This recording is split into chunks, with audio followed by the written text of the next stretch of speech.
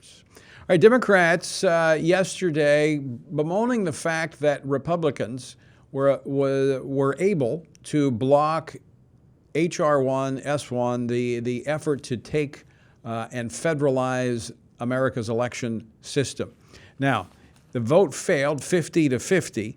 This now has the progressives in Congress demanding that the president lean in for the elimination of the legislative filibuster. That is, who knows if that'll pick up steam, but believe me, this battle is far from over. I want you to hear what Senator Chuck Schumer, the Democratic leader, had to say on the floor yesterday. Clip 3. And right now it is a fact, that voting rights are under assault in America in a way that we have not seen in many, many decades. Republican state legislators are limiting polling hours, locations, and ballot drop boxes, raising new ID barriers for students, making it a crime to give food and water to voters in line, and in states like Texas, trying to move Sunday voting hours so it's harder for black churchgoers to go to the polls after services.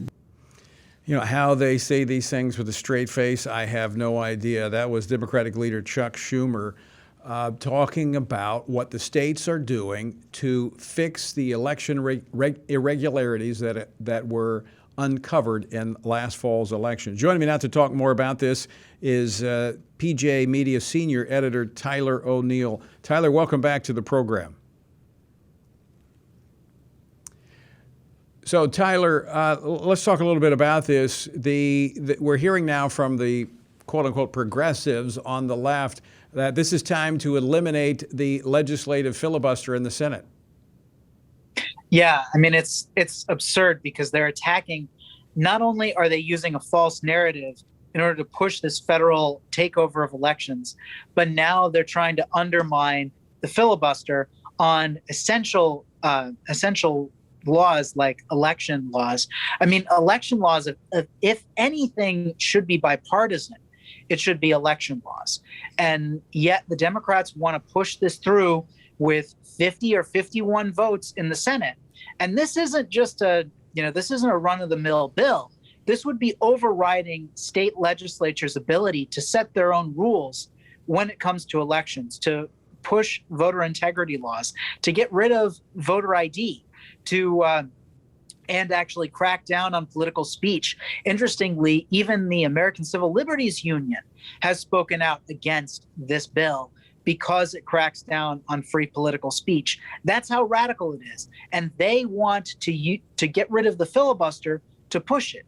It's an obscene power grab. Now, Tyler, I've been reading where the White House getting a lot of complaints from the progressives in the party, the leftists in the party, because they want the president to lean in more on this. But it would look like the White House understands this is really a non-starter with the American people. They don't have the buy-in. They would rather put their energy into something like the infrastructure bill, where they think they have a better chance of getting Americans supporting it. Well, it's interesting because you would think that. But then you have Joe Biden coming out and saying that these voter integrity bills that are passing across the country are the new Jim Crow, or Jim Crow on steroids, he actually said, of the Georgia law.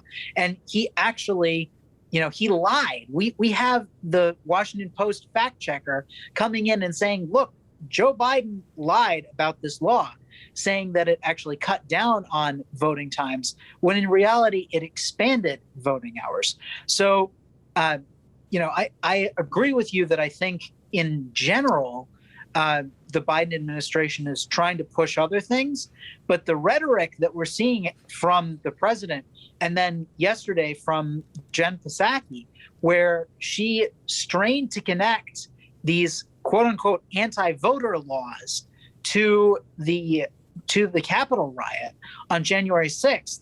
I mean, this is absurd, but these claims continue to come out of this Biden administration. So I think behind the scenes, sure, they're prioritizing infrastructure, definitely, because they have to know that this isn't going to work. But at the same time, Biden is pushing harder and harder with this rhetoric in order to force it down the American people's throats. So I wouldn't be so sure that he's actually giving up. Well, I certainly would not say this is the end. I think they're going to move forward with H.R. 4, which is the John Lewis Voting Rights Act. They're going to try to probably come back with something along those lines. So this is far from over. I think yesterday was a victory for the Republicans. I mean, the way I see it, Tyler, you've got the Republicans and the states in league on this, and then you have the Democrats and the media in league with one another on the other side. Yeah, well, and that's very true, especially when you see the media pushing Kristen Sinema and Joe Manchin to get rid of the filibuster, asking them again and again and again, is it still your position? Do you still support the filibuster? As if they would change from moment to moment on this fundamental issue. And you know, I've been really surprised pleasantly by their stance on this. We have some indications from backdoor meetings that Joe Manchin might not be as strong on it as he's claimed, but at least so far, and I don't think it's just Manchin and Sinema either. We've had sources saying that many of the other Democratic senators who are, not in extremely deep blue states or who have been in the Senate for a while. Tyler, we're out of time. We got to leave it there. Thanks for joining us. This is not the end of it. I'm sure we'll be talking more about it.